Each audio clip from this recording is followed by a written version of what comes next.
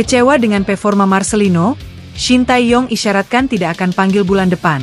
Netizen, setuju banget. Komentar luar biasa kiper top dunia Gianluigi Buffon melihat performa Marten Pas. Buffon, dia cocok bermain di tim Eropa. Akui timnas Indonesia sudah berkembang pesat di Asia. Pelatih Australia, mereka berikan kami kejutan. Tak mau kalah dengan Indonesia, FA Malaysia akan naturalisasi pemain top Eropa, Datuk Hamidin. Kami ingin masuk Piala Dunia 2030.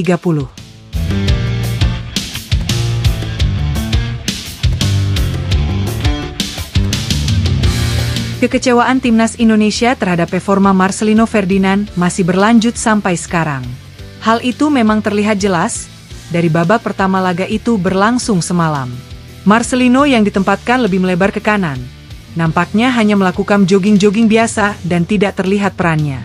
Terlebih dia juga sering salah dalam melakukan sentuhan pertama, dan passing yang sering error dicuri lawan.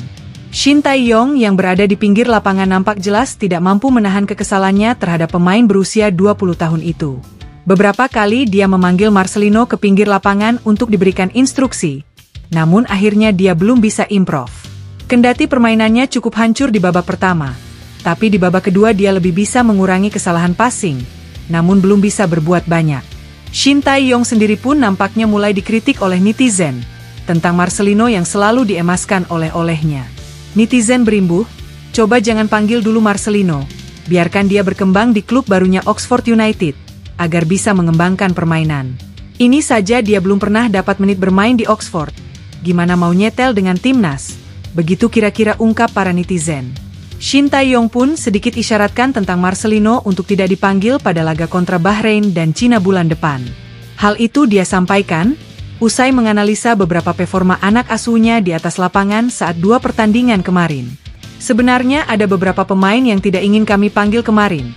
Itu karena belum bisa dapat menit bermain di klubnya. Tapi saya berpikir itu akan membuatnya lebih buruk jika tidak berada di sini, ucap Shin Tae-yong. Ya, dia Marcelino harus terus mengembangkan permainannya, karena lawan di round 3 bukanlah level ASEAN lagi. Jika dia dapat menit bermain di klub dan bisa memperlihatkan performa baik, kami bisa saja memanggil dia nanti, tutupnya.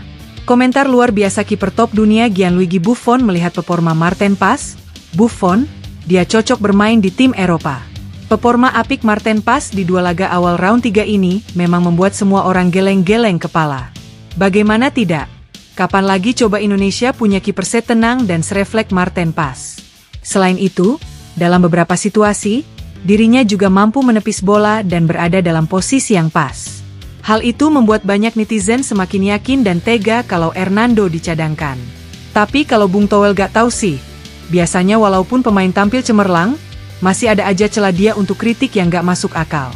Namun lain hal dengan kiper top dunia satu ini. Dia adalah Gianluigi Buffon, kiper yang sudah pensiun pada tahun lalu ini ikut memuji dan mengomentari performa apik Marten Pas di bawah Mister Timnas Indonesia. Menurutnya, Indonesia sangat beruntung memiliki penjaga gawang setenang Marten Pas, apalagi umurnya juga tergolong berada di masa prime. Jadi untuk jangka panjang tentunya itu akan jadi masa depan yang cerah untuk timnas. Dirinya juga menyebut, kalau salut dengan performa timnas Indonesia yang mampu menahan imbang karyawan tetap Piala Dunia Australia. Menurutnya hal itu tidak mudah, karena dia tahu Indonesia dan Australia terpaut level peringkat yang sangat jauh. Ya, tentang dia Marten Pas, saya pikir dia melakukan pekerjaannya dengan baik. Dia adalah penjaga gawang yang hampir sempurna, punya refleks bagus, tenang dalam mengalirkan bola dan penempatan posisi. Saya rasa Indonesia beruntung punya kiper seperti dia, ucap Gianluigi Buffon.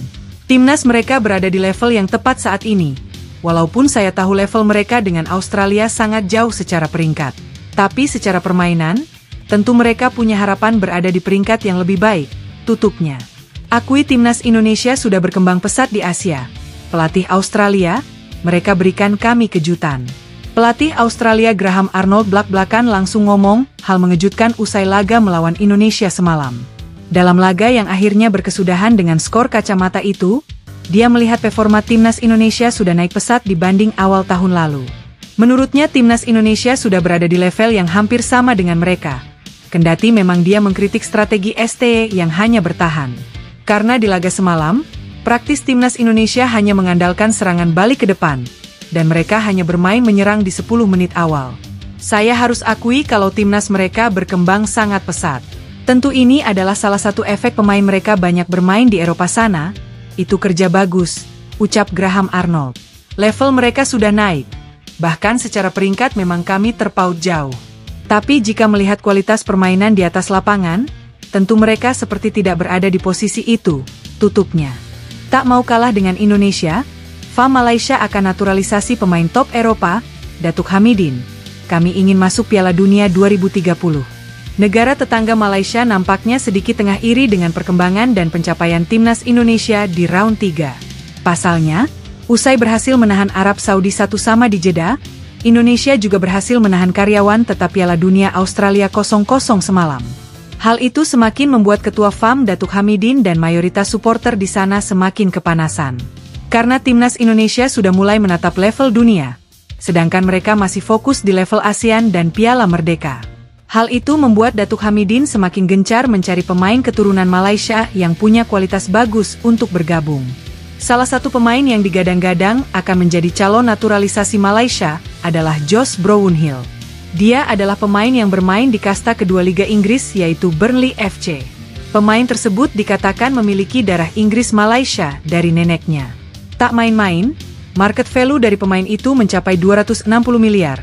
Hal itu akan membuatnya jadi pemain ASEAN termahal jika saja jadi bergabung dengan Malaysia.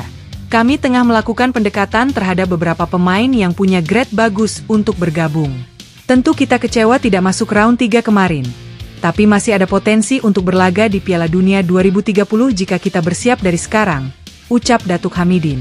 Kita semua harus bersiap, bukan mengurus negara lain.